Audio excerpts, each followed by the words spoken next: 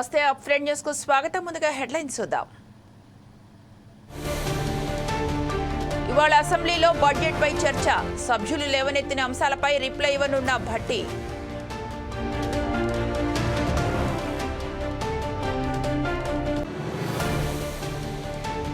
మోదీ అధ్యక్షతన నీతి ఆయోగ్ సమావేశం. రాష్ట్రపతి భవన్ సాంస్కృతిక కేంద్రంలో భేటీ.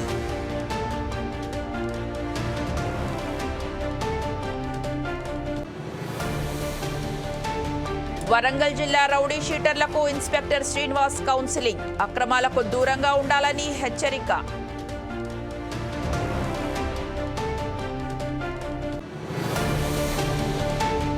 ₹1,59,00,000 విలువైన గంజాయి దహనం. సైంటిఫిక్ పద్ధతిలో దహనం చేసిన పోలీసులు.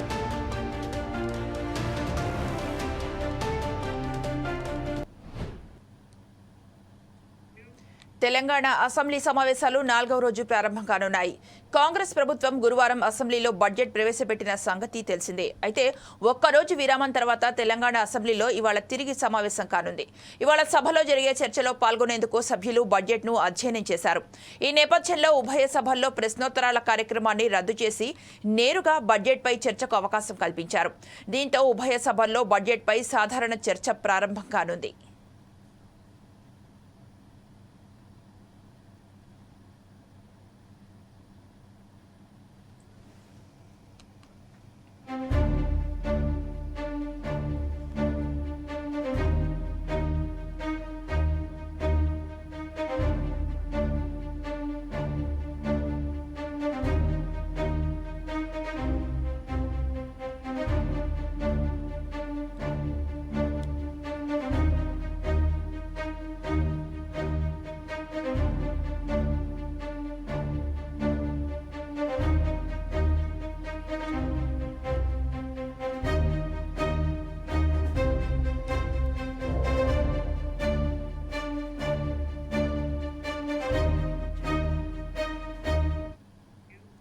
తెలంగాణ అసెంబ్లీ సమావేశాలు 4వ రోజు ప్రారంభం కానున్నాయి.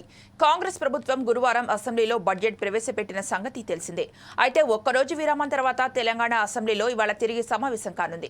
ఇవాళ సభలో జరిగే చర్చలో పాల్గొనేందుకు సభ్యులు బడ్జెట్ను అధ్యయనం చేశారు. ఈ నేపథ్యంలో ఉభయ సభల్లో ప్రశ్నోత్తరాల కార్యక్రమాన్ని రద్దు చేసి నేరుగా బడ్జెట్పై చర్చకు అవకాశం కల్పించారు.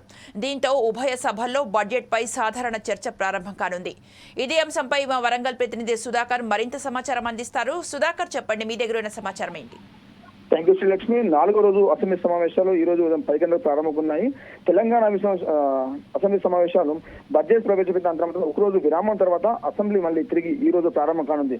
కాంగ్రెస్ ప్రభుత్వం గురువారం అసెంబ్లీలో ప్రవేశపెట్టింది తెలిసిందే. ఇవాళ సభలో జరిగే చర్చలో పాల్గొనేందుకు సభ్యులు బడ్జెట్ ను అధ్యయనం చేసి శుక్రవారం సెలవిచ్చారు. ఈ నేపథ్యంలో ఇవాళ ఉదయం 10 గంటలకు శాసన మండలి సమావేశం జరగనున్నాయి. అయితే ఉభయ సభల్లో ప్రశ్నోత్తరాల కార్యక్రమాన్ని రద్దు చేసి నేరుగా బడ్జెట్ పై చర్చకు అవకాశం కల్పించారు. దీంతో ఉభయ సభల్లో మాత్రం ఉదయం 10 గంటలకు బడ్జెట్ పై సాధారణ చర్చ ప్రారంభం కానుంది. అయితే ఆ తర్వాత చూసుకుంటే మాత్రం శాసనసభలో ముందుగా డిప్యూటీ సీఎం భట్టి విక్రమార్క సమాధానం చెప్పనున్నారు.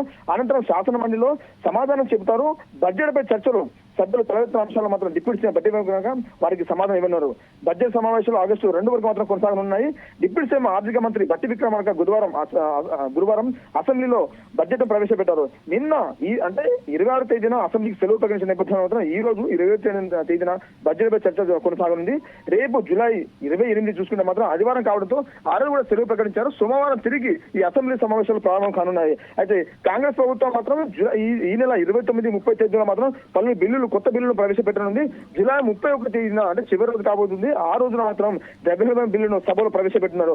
అంతేకాకుండా ఆగస్టులో మాత్రం చూసుకుంటే మాత్రం 1వ తేదీ మరి 2వ తేదీలో అంటే సుమారు ఈ 2వ తేదీ వరకు ఈ అసెంబ్లీ సమావేశాలు కొనసాగుతున్న నేపథ్యంలో మాత్రం 1, 2వ తేదీలో మాత్రం వివిధ బిల్లులను ప్రవేశపెట్టిన మాత్రం రేవంత్ సర్కార్ మాత్రం ప్రయత్నం చేస్తూ అనుకోవచ్చు.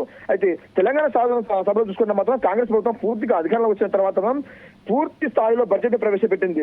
అయితే ఓటాన్ అకౌంట్ బడ్జెట్ కంటే కాస్త ఎక్కువగానే ఈసారి పెట్టడం జరుగుతుంది. అయితే 2,91,159 కోట్ల రూపాయలతో ఆర్థిక మంత్రి భట్టి విక్రమార్క ఈ పద్దును ప్రవేశపెట్టారు. అయితే రాష్ట్ర సమగ్ర వృద్ధికి చూసుకుంటే హామీల అమలుకు మాత్రం 2,91,159 కోట్లతో రాష్ట్ర బడ్జెట్ ఆర్థిక మంత్రి భట్టి సమర్పించారు.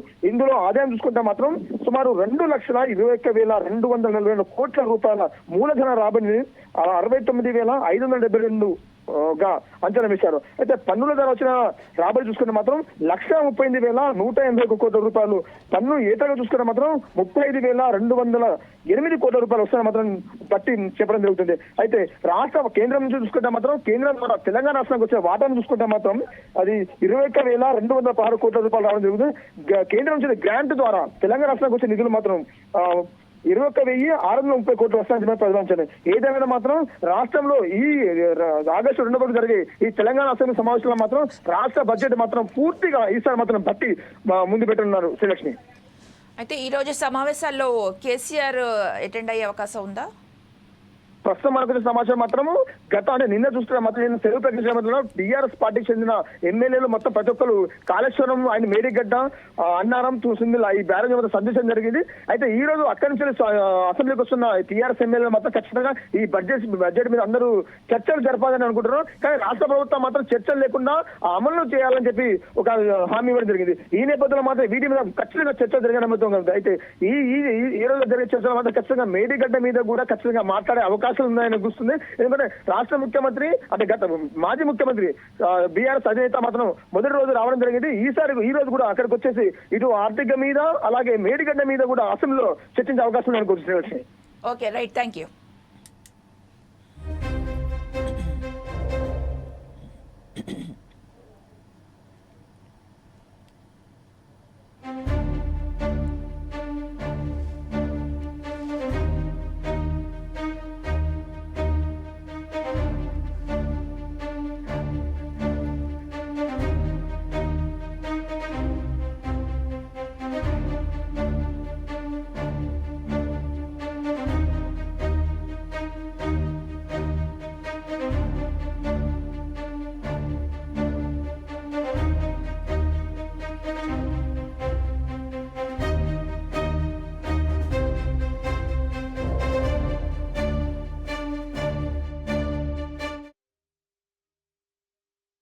తెలంగాణ శాసనమండలి సమావేశాలు జరుగుతున్నాయి. లైవ్ లో చూద్దాం.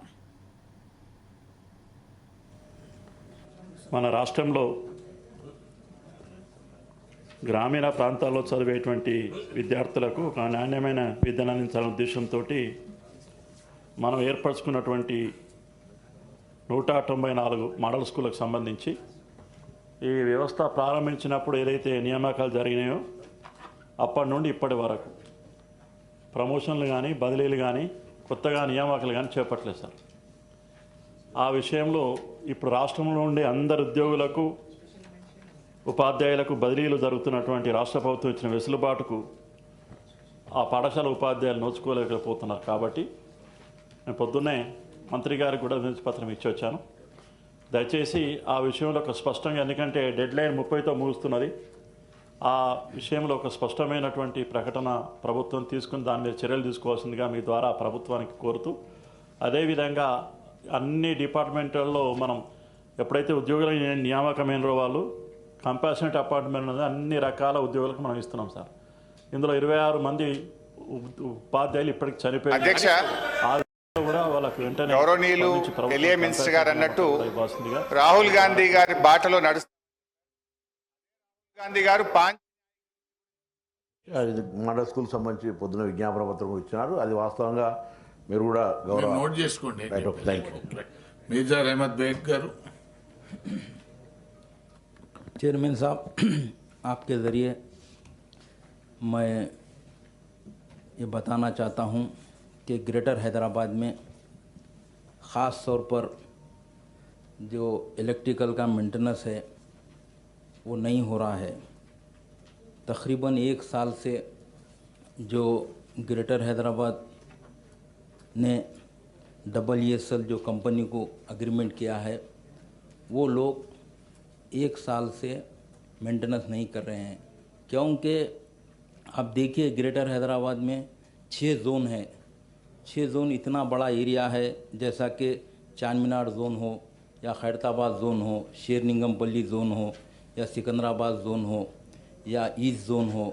तो इन एरियो में कई जगह एक्सीडेंट्स हो रहे हैं. एक्सीडेंट होने की वजह यही है कि रातों में अंधेरा रहने की वजह से, और इसमें कई नेशनल हाईवे रोड भी है और सिटी के मेन चौरस्से हैं, वहाँ पर हाई मार्क्स जो बिग हाई मार्क्स रहते हैं वो बंद है, और ख़ास तौर पर जो सेंटर मीडिया। ములుగు జిల్లా కేంద్రంలో కార్గిల్ దివస్ కార్యక్రమంలో భాగంగా కాగడాల ప్రదర్శన బీజేవైఎం ఆధ్వర్యంలో నిర్వహించారు. మాజీ మహబూబాబాద్ పార్లమెంటు సభ్యులు అజ్మీర్ సీతారాం నాయక్ తో పాటు బీజేవైఎం బీజేపీ కార్యకర్తలు కార్గిల్ అమరవీరులకు జోహార్లు అంటూ నినాదాలు చేశారు. అనంతరం దేశం కోసం అసువులు బాసిన అమరవీరులను స్మరించుకుంటూ నివాళులర్పించారు.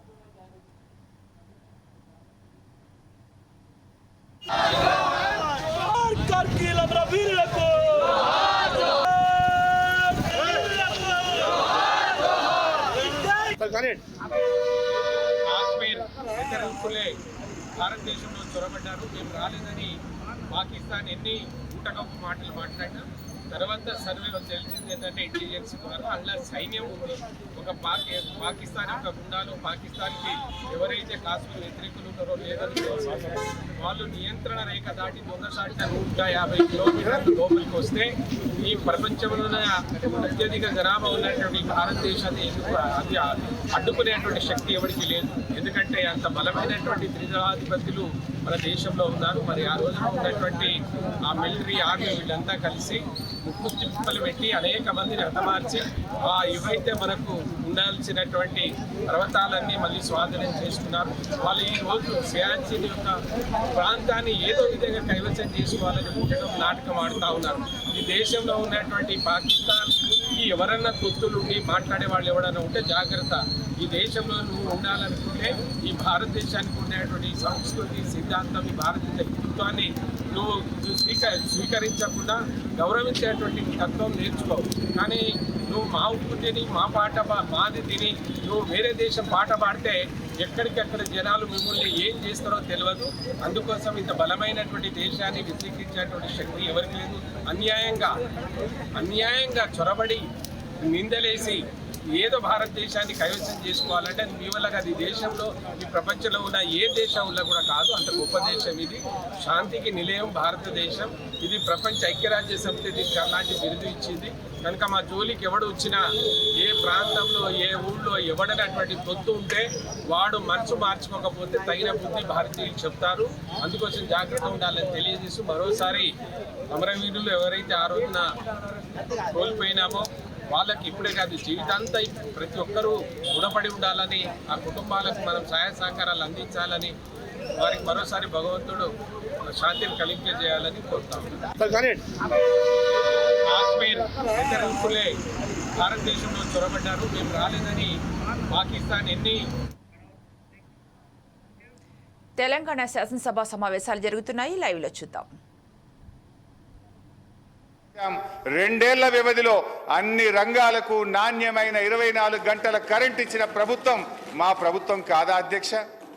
ఇవన్నీ చూస్తుంటే ఈ చెయ్యి పార్టీ వాళ్ళు కూడా చెవులలో పుష్పగుచ్చాలు పెడతారని బట్టి గారి ప్రసంగం విన్నాక అర్థమవుతా ఉంది అధ్యక్ష. 5 దశాబ్దాల కాంగ్రెస్ పరిపాలనలో తెలంగాణ స్థాపిత విద్యుత్ సామర్థ్యం 7,778 మెగావాట్లు. పురోభివృద్ధి లేదని మీరు చెప్పిన ఒక్క దశాబ్దంలోనే తెలంగాణ స్థాపిత విద్యుత్ సామర్థ్యం 19,483 మెగావాట్లకు పెరిగింది. మీరు చేసిన దానికంటే 3 అంతలు చేశాం. ఈ మధ్య అదనంగా 1,400 మెగావాట్లు ఎన్టీపీసీ నుంచి కూడా వచ్చింది. మీ ఇందిరమ్మ రాజ్యంలో తలసరి విద్యుత్ వినియోగం ఎంతుందో తెలుసా? 1,196 యూనిట్లు. అనుకున్నంత అభివృద్ధి సాధించలేదని గౌరవ ఆర్థిక మంత్రి గారు చెప్పిన బీఆర్ఎస్ పాలనలో తలసరి విద్యుత్ వినియోగం 2,349 యూనిట్లకు పెరిగింది అధ్యక్ష. ఇదంతా కాదు బట్టన్న స్పీకర్ గారు, ఇంత పెరిగింది అంత పెరిగిందని సరే లెక్కలు నేను చెప్తా, బుక్కులలో ఉంటుంది కుల్లా. మీరు ఒక్క 10 నిమిషాలు టీ బ్రేక్ ఇవ్వండి. నేను బట్టి గారు పోయి అసెంబ్లీ ముంగట గన్ పార్క్ మీద రోడ్డు మీద నిలబడతాం. రోడ్డు మీద పోయే 10 మందిని బీఆర్ఎస్ పాలనలో కరెంటు మంచిగుందా, కాంగ్రెస్ వచ్చిన 8 నెలల కరెంటు మంచిగుందా అని అడుగుదాం. కుల్లా జనం చెప్తారు కదా అధ్యక్ష. మాది బాగలేదు పురోభివృద్ధి సాధించలేదని మాటలు చెప్తే అయిపోతుంది అధ్యక్ష. చివరికి ఈ కరెంటు గురించి అధ్యక్ష గౌరవ మన సభానాయకులు ఇదే అసెంబ్లీలో అప్పుడు తెలుగుదేశం పార్టీ శాసనసభ్యుడిగా ఇటువైపు ఉండి ఆనాటి కాంగ్రెస్ ప్రభుత్వం మీద రేవంత్ రెడ్డి గారు అన్న మాటలు ఒక్కసారి నేను గుర్తు చేయదలుచుకున్నా. ఆనాటి కాంగ్రెస్ పాలనలో తన తండ్రి గారు చనిపోతే ఊర్లో దహన సంస్కారాలు చేసిన తర్వాత కరెంటు లేకపోతే గంటల సేపు ఎదురు చూసి కరెంటు లేక నీళ్లు లేక నెత్తి మీద నీళ్లు చల్లుకొని ఇంటికాడికి పోయినాను రేవంత్ రెడ్డి గారు ఆనాటి కాంగ్రెస్ పాలనలో కరెంటు పరిస్థితి గురించి ఇదే సభలో చెప్పారు అధ్యక్ష. ఇవాళ పరిస్థితి ఏడికి వచ్చిందంటే చివరికి గౌరవ మంత్రులు ముఖ్యమంత్రి గారు ఎక్కడన్నా మీటింగులు పెట్టుకుంటే జనరల్గా పోలీసు వాళ్ళు భద్రత కోసం వెళ్తారు అధ్యక్ష. మీటింగ్లకు పోలీసు వాళ్ళు పోయి భద్రత కోసం వాళ్ళు నిలబడితే అధ్యక్ష ఈరోజు కరెంటోళ్ళు పోయి మాత్రం నిలబడుతున్నారు అధ్యక్ష. పోలీసు వాళ్ళతో పాటు ఏడ మంత్రి గారి మీటింగ్ ఉన్నా ముఖ్యమంత్రి గారి మీటింగ్ ఉన్నా కరెంట్ వాళ్ళు జనరేటర్లు పట్టుకొని మాత్రం ఉంటున్నారు అధ్యక్ష. ఆ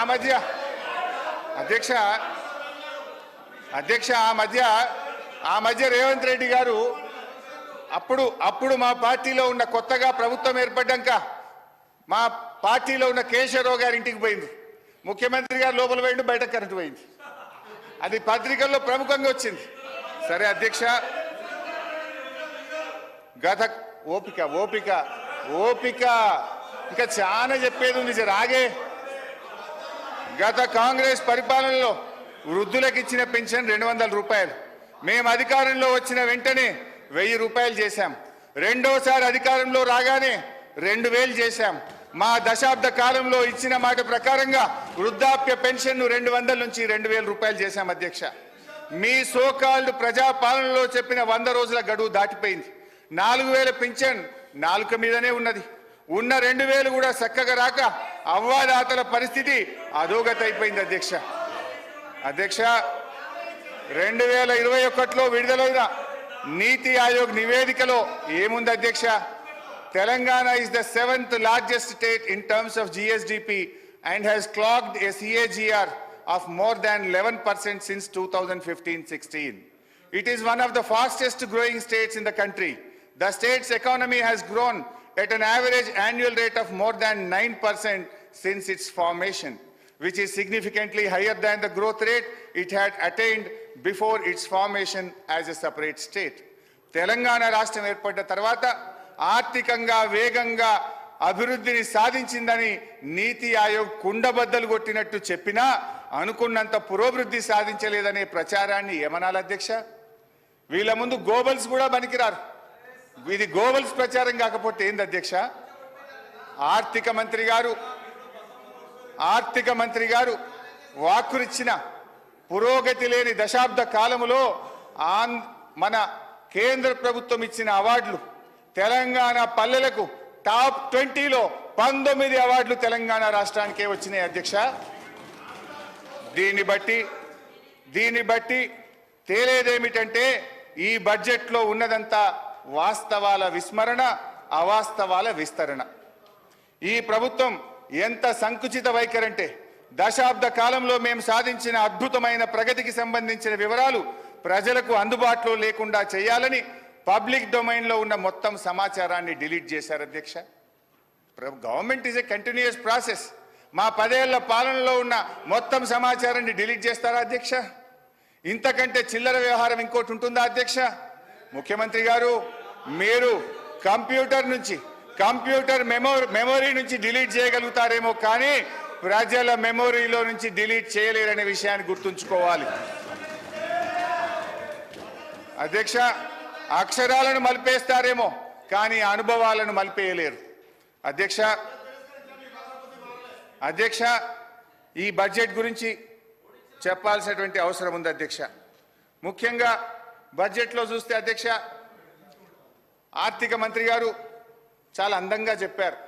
వాస్తవాలకు దగ్గరగా ఉందని, నిద్రలేని రాత్రులు గడిపామని, మేము డాంబికానికి పోకుండా రియలిస్టిక్ బడ్జెట్ను ప్రవేశపెట్టామని గౌరవనీయులైన ఉప ముఖ్యమంత్రి గారు చెప్పారు. కానీ ఇది పూర్తిగా సత్యదూరం, అవాస్తవాలతో కూడుకున్నది. రానటువంటి బడ్జెట్లో ఆచరణ సాధ్యం కానటువంటి ఆదాయం రానటువంటి లెక్కలతో బడ్జెట్ను కూర్చేటువంటి ప్రయత్నం చేశారు. అధ్యక్ష, నిన్ననే మనం అసెంబ్లీలో మాట్లాడాం. కేంద్ర ప్రభుత్వం మన రాష్ట్రానికి అన్యాయం చేస్తుందని, బడ్జెట్లో ₹1 ఇవ్వలేదని, ఈ రాష్ట్రానికి జరిగిన అన్యాయం మీద మన తీవ్రమైన నిరసనను కేంద్రానికి తెలుపుతూ అసెంబ్లీలో తీర్మానం చేశాం. భట్టి గారు కూడా ఇదే అసెంబ్లీలో పోయినసారి మాట్లాడారు. ఇది అసెంబ్లీ రికార్డు, దీని నుంచి కూడా చదివి వినిపిస్తాను. అయితే బడ్జెట్లో ఏం పెట్టారు భట్టి గారు? 2023-24 సంవత్సరంలో, అంటే ముగిసిన ఆర్థిక సంవత్సరంలో కేంద్ర ప్రభుత్వం నుంచి మనకు వచ్చినటువంటి గ్రాంటు 9,729 కోట్లు. కానీ బడ్జెట్లో ఎంత పెట్టారు ఈ సంవత్సరం? మీరు 21,635 కోట్లు పెట్టారు. అంటే పోయిన సంవత్సరం ఇచ్చినంత కూడా ఇయ్యలేదని, తెలంగాణకు మొండి చేయి చూపిందని ఇదే సభలో మనం తీర్మానం చేస్తాం. కానీ మీరేమంటారు? 21,636 కోట్లు కేంద్ర ప్రభుత్వం నుంచి వస్తుందని భట్టి గారు ఈ బడ్జెట్లో పెట్టారు. గౌరవనీయులైన భట్టి విక్రమార్క గారు పోయినసారి అసెంబ్లీలో మాట్లాడుతూ ఏమన్నారో ఒక్కసారి చదివి వినిపిస్తాను అధ్యక్ష. మన రాష్ట్రం పేజ్ నంబర్ 19 పారాగ్రాఫ్ 1. మన రాష్ట్రం ఏర్పడిన నాటి నుండి గత సంవత్సరం వరకు కూడా గ్రాంట్ ఇన్ ఎయిడ్స్ దాదాపు 8,000 కోట్ల నుంచి 10,000 కోట్లు దాటడం లేదు. ప్రతి సంవత్సరం గ్రాంట్ ఇన్ ఎయిడ్స్ మనం ఆశిస్తున్నాం కానీ కేంద్రం నుంచి ఏమీ రావడం లేదని చెప్తూ ఉన్నారు. ఇది వారికి తెలిసిందే అని నన్ను ఉద్దేశించి వారు మాట్లాడారు. మరి మీకు తెలిసిందే కదా, ఇప్పుడు మీకు తెలిసిందే కదా. మరి నువ్వెట్లా పెట్టినావు 21,000 కోట్ల రూపాయలు? అంటే ఈ బడ్జెట్ అవాస్తవాలతో కూడుకున్నటువంటిది. 21,636 కోట్లు కేంద్రం నుంచి గ్రాంట్ల రూపంలో వస్తుందని ఏదైతే పెట్టారో ఇది వాస్తవాలకు దూరంగా ఉంది. ఇకపోతే అధ్యక్ష, అంటే ఇంకా బాగా అర్థం కావాలంటే భట్టి గారికి నేను సెంట్రల్ బడ్జెట్ కూడా చూశాను. ఏమైనా పెరిగిందా, నిజంగానే ఏమైనా వస్తుందా? భట్టి గారు బాగా ఆలోచించి పెడతారు కదా, ప్రతిపక్షంలో అనుభవజ్ఞులు కదా అనుకున్నా. సిఎస్ఎస్ కింద 2023-24 సంవత్సరానికి కేంద్ర ప్రభుత్వం పెట్టింది 4,60,614 కోట్లు. ఈ సంవత్సరం సిఎస్ఎస్ కింద సెంట్రల్లీ స్పాన్సర్డ్ స్కీమ్స్ కింద రాష్ట్రాలకు ఇచ్చే డబ్బు ఈ సంవత్సరం ఎంత పెట్టారు అని చూశాను. 5,05,978 కోట్లు. అంటే గత సంవత్సరం కంటే 45,000 కోట్లు సిఎస్ఎస్లో ఎక్కువ పెట్టారు. అంటే దేశం మొత్తానికి 28 రాష్ట్రాలు కేంద్రపాలిత ప్రాంతాలకు కలిపి వాళ్ళు పెంచింది 45,000 కోట్లు. కానీ మా గౌరవనీయులైన ఆర్థిక మంత్రి గారు ఒక్క మన రాష్ట్రానికే 12,000 కోట్లు గత సంవత్సరం కంటే అదనంగా వస్తాయని పెట్టారు. ఇది సాధ్యమా అని నేను అడుగుతా ఉన్నా. ఇకపోతే ట్యాక్స్ రెవెన్యూలో చూస్తే అధ్యక్ష, పోయిన సంవత్సరం కంటే ఈసారి 26,383 కోట్లు ట్యాక్స్ రెవెన్యూ ఎక్కువ వస్తుందని వారు బడ్జెట్లో ప్రతిపాదించారు. ఇందులో ఏమంటారు? అసలు వాస్తవానికి ఇంత గ్రోత్ ఒక్కసారి రాదు అధ్యక్ష. ఒకవైపు ఆర్థిక మాంద్యం అంటున్నారు, ఇంకొక వైపు మీ కొన్ని వ్యవహారాల వల్ల రాష్ట్రంలో రియల్ ఎస్టేట్ ఆగమైపోయింది, కుదేలైపోయింది. కానీ నేను I will going to the details అధ్యక్ష. స్టాంప్స్ అండ్ చెప్తాను భాయ్ సాబ్, యూ షుడ్ హ్యావ్ పేషెన్స్. భాయ్ సాబ్, నేను 2 గంటలు అప్పులు చెప్తా, ఆస్తులు చెప్తా, నీ లిక్కర్ చెప్తా, నీ కథ అంతా చెప్తా, జర్ర ఒప్పుకోవట్టు విను. నేను మాట్లాడినాక మీకు అవకాశం ఉంటుంది, నువ్వే మాట్లాడు. నేను తప్పు చెప్తే నువ్వు సమాధానం చెప్పు, కానీ మధ్యలో రాకు. అధ్యక్ష, స్టాంప్స్ అండ్ రిజిస్ట్రేషన్ తర్వాత దీంట్లో ఏమంటారంటే గత సంవత్సరం మనకు వచ్చింది 14,295 కోట్లు. ఈ సంవత్సరం స్టాంప్స్ అండ్ రిజిస్ట్రేషన్ ద్వారా 18,228 కోట్లు ఆదాయం వస్తుందని బడ్జెట్లో భట్టి గారు ప్రతిపాదించారు. ఎట్లా వస్తుంది? దాదాపు 4,000 కోట్లు స్టాంప్స్ అండ్ రిజిస్ట్రేషన్ ద్వారా అదనపు ఆదాయం రాష్ట్రానికి వస్తుంది, దాన్ని మేము ఖర్చు పెడతాము అన్నారు. నేను అడుగుతా ఉన్న గౌరవనీయులు భట్టి గారు, ఒకవైపు ఏమో మీరు వచ్చిన తర్వాత గత 8 మాసాలుగా చూస్తే మంత్ ఆన్ మంత్ మనకు స్టాంప్స్ అండ్ రిజిస్ట్రేషన్ ద్వారా వచ్చే ఆదాయం తగ్గుముఖం పట్టింది. ఒకవైపు ఏమో రిజిస్ట్రేషన్లు తగ్గుతూ ఉన్నాయి, రిజిస్ట్రేషన్ ఆదాయం తగ్గుముఖం పడితే ఇంకొక వైపు మీరు 4,000 కోట్లు పెరుగుతుందన్నారు. ఏ రకంగా పెంచుతారు? అంటే మీరు వ్యవసాయ భూములు, రైతుల చేతుల్లో ఉండే వ్యవసాయ భూములకు భూముల ధరలు పెంచుతారా? Registration fee పెంచుతారా? పేద మధ్యతరగతి ప్రజలు కొనుక్కునే అపార్ట్మెంట్ల మీద వాళ్ళ వాల్యూ పెంచుతారా? రిజిస్ట్రేషన్ ఫీజులు పెంచి ప్రజల మీద భారం వేస్తారా? ఏ రకంగా ఈ 4,000 కోట్లు మీరు ఆదాయాన్ని పెంచుతారో ఈ సభకు, ఈ సభ ద్వారా ప్రజలకు స్పష్టత ఇవ్వాలని గౌరవనీయులు భట్టి గారిని కోరుతా ఉన్నా. అధ్యక్ష, ఎక్సైజ్ ఇదైతే సిగ్గుతో తలదించుకోవాలి కాంగ్రెస్ పార్టీ నాయకులు. అధ్యక్ష, గత బడ్జెట్లో మంచిగా వినండి, నేను చెప్పింది విన్నాక తలదించుకోవడం తప్ప తలెత్తే పరిస్థితి ఉండదు మీకు. అధ్యక్ష,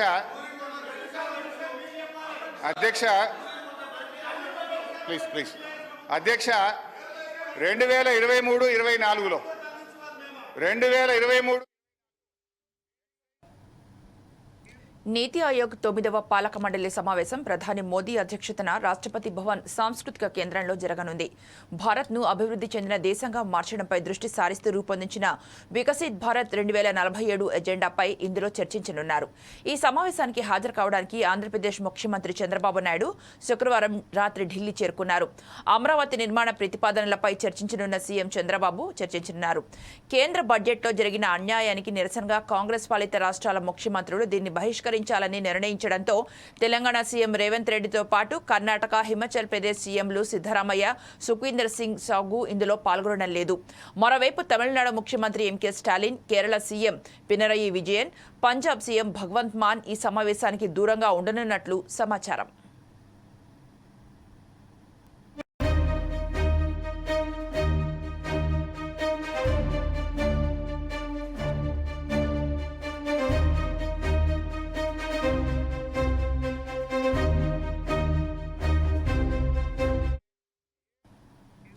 తూర్పుగోదావరి జిల్లాలోని కనకదుర్గ ఆలయంలో అమ్మవారు శాకంబరీదేవి అలంకారంలో దర్శనమిచ్చారు. తెల్లవారుజాము నుంచి అమ్మవారిని భక్తులు దర్శించుకొని పూజలు నిర్వహించారు.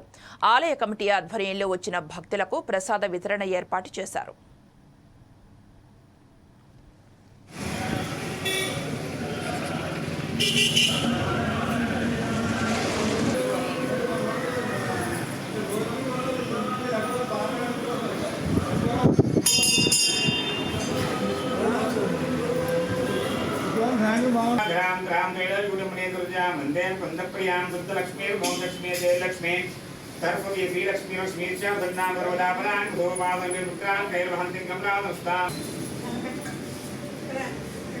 జగద్రూపేణ నమస్తస్యై నమో నమః.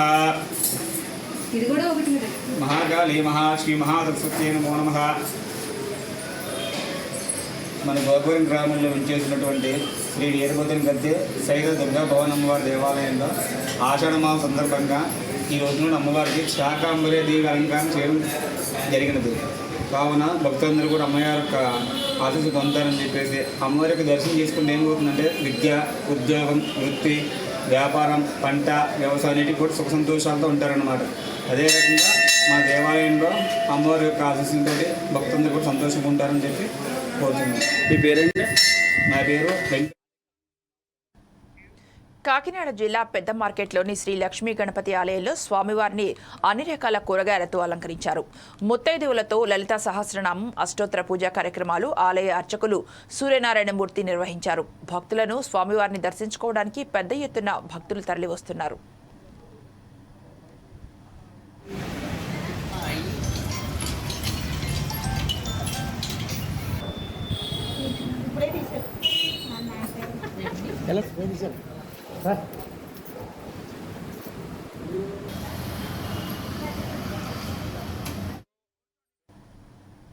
పర్వతగిరి, సాంగ్యం, ఐనవోలు పోలీస్ స్టేషన్ల పరిధిలోని రౌడీ టీషీట్లకు ఇన్స్పెక్టర్ శ్రీనివాస్ కౌన్సిలింగ్ ఇచ్చారు.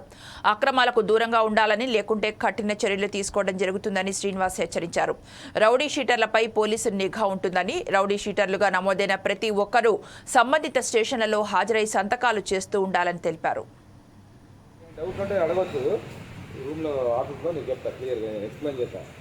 ఈరోజు మా గౌరవ సిపి శ్రీ అంబర్ కిషోర్ జీ ఐపీఎస్ గారి యొక్క ఆదేశాల మేరకు పర్వతగిరి సర్కిల్ పరిధిలో గల Parvathagiri police station, Sangem police station, Inavole police station, ఈ 3 పోలీస్ స్టేషన్ల పరిధిలో గల రౌడీ షీటర్ని పర్వతగిరి సర్కిల్ ఆఫీస్కి పిలవడం జరిగింది. వారికి కౌన్సిలింగ్ ఇవ్వడం జరిగింది. ఈ మధ్య కాలంలో గాంజా మీద, తర్వాత ఈ బాడీలో అఫెన్సెస్ ఎక్కువ అవుతున్నాయి కాబట్టి ఎవరైతే రౌడీ షీటర్స్ ఉన్నాయో వాళ్ళకి పిలిపించేసి మరలా గతంలో చేసిన నేరాలు కావచ్చు, మరలా ఫ్యూచర్లో కూడా నేరాలు చేయకూడదని చెప్పేసి వాళ్ళకి అలర్ట్ చేయడం జరిగింది. మరలా నేరాలు చేసినట్లయితే కఠినంగా పోలీసు వారు వ్యవహరిస్తారని చెప్పి వారికి అందరికీ కూడా చెప్పడం జరిగింది. వారు కూడా ఎటువంటి నేరాలు చేయడం అని చెప్పి చెప్పడం జరిగింది. అదేవిధంగా గ్రామాల్లో ఏమైనా సమాచారం ఉంటే కూడా పోలీసు వారికి షేర్ చేయాలని చెప్పి చెప్పడం జరిగింది. అదేవిధంగా మా యొక్క రిక్వెస్ట్ ఏంటంటే ఈ 3 మండల పరిధిలో కూడా ప్రజలు కావచ్చు, యువకులు ఈ మధ్యకాలంలో సైబర్ క్రైమ్ నేరాలు బాగా పెరిగాయని Endada cyber crime CI Bhavani Prasad తెలిపారు. ఇన్స్టాగ్రామ్ మోసాలకు పాల్పడుతున్న ఓ కిలాడి లేడీని హైదరాబాద్లో అదుపులోకి తీసుకున్నామన్నారు. నిందితురాలు ఓ సాఫ్ట్వేర్ ఇంజనీర్కి 22 లక్షల టోకరా వేసిందని తెలిపారు. ఇటువంటి మోసాలకు గురి కాకుండా అప్రమత్తంగా ఉండాలని ఆయన సూచించారు.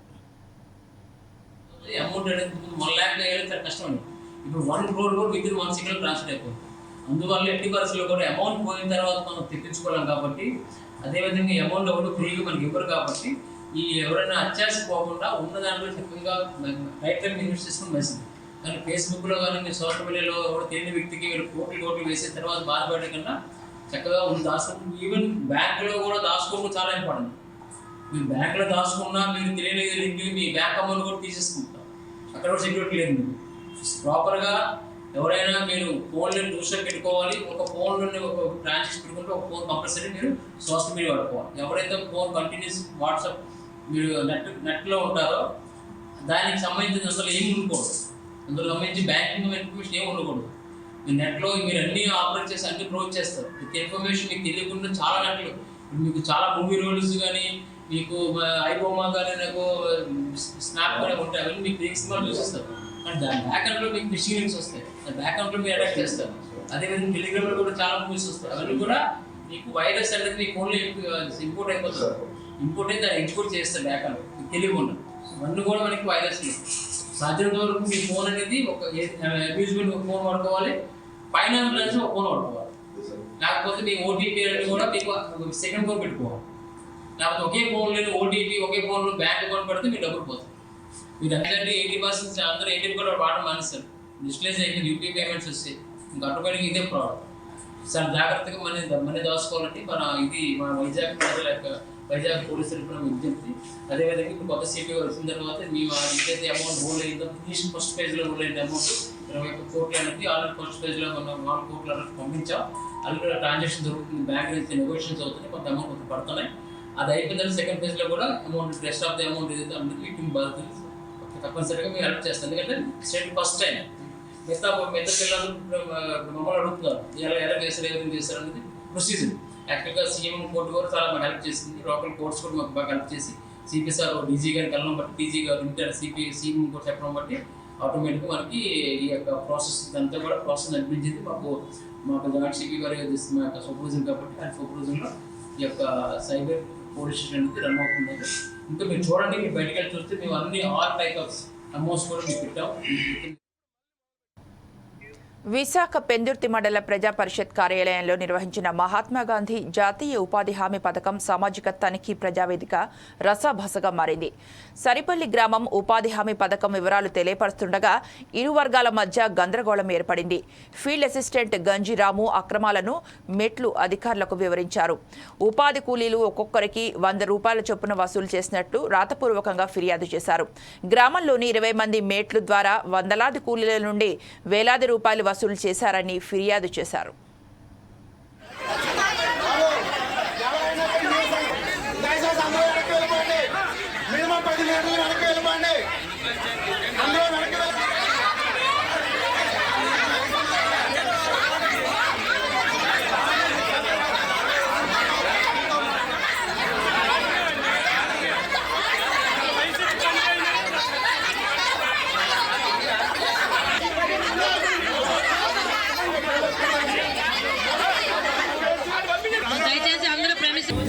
మేము సరిపిల్లోని చెరువు పనుల కింద మేట్ల కింద ఉన్నాము.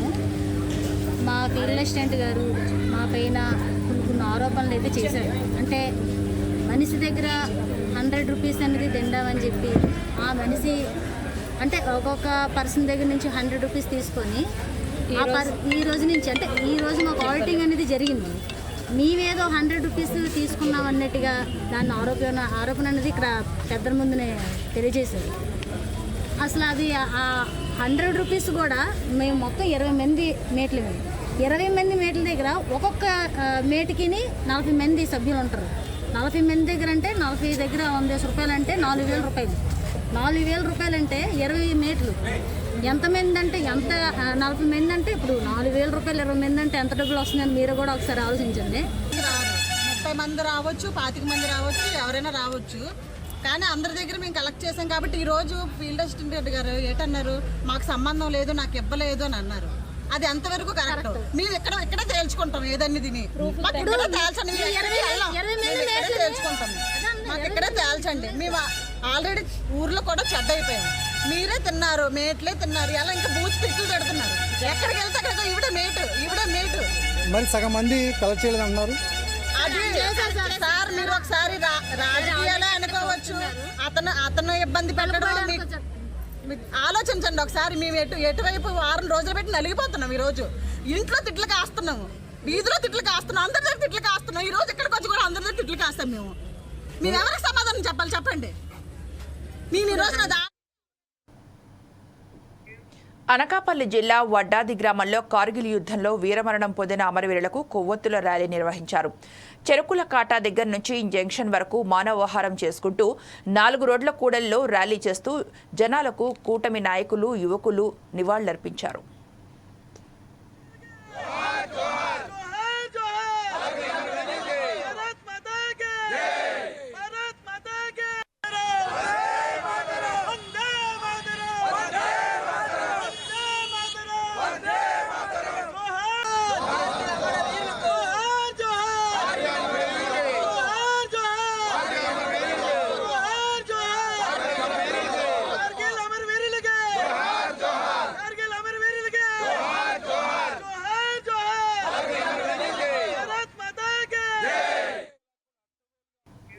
మాడుగులపల్లిలోని బొమ్మకల్ గ్రామంలో ఎమ్మెల్యే బత్తుల లక్ష్మారెడ్డి పర్యటించారు.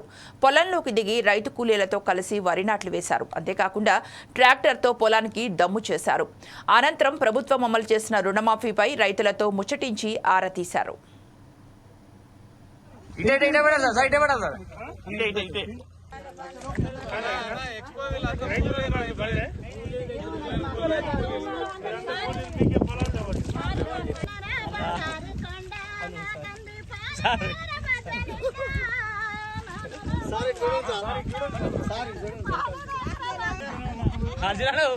ఈ మడి అయిపోవాలి.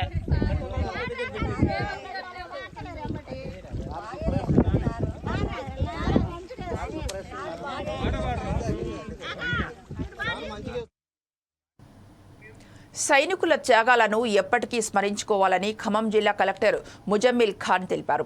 స్థానిక ఫ్రీడమ్ పార్క్లో చేపట్టిన కార్గిల్ విజయ్ దివస్లో కలెక్టర్ పాల్గొని అమరవీరులకు ఘనంగా నివాళులర్పించారు. మనం ప్రశాంతంగా ఉండి అభివృద్ధి పథంలో వెళ్తున్నామంటే సైనికుల వల్లేనన్నారు. కార్గిల్ విజయ్ దివస్ ఈ జూలై 26తో రజతోత్సవం జరుపుకుంటుందని ఆయన తెలిపారు.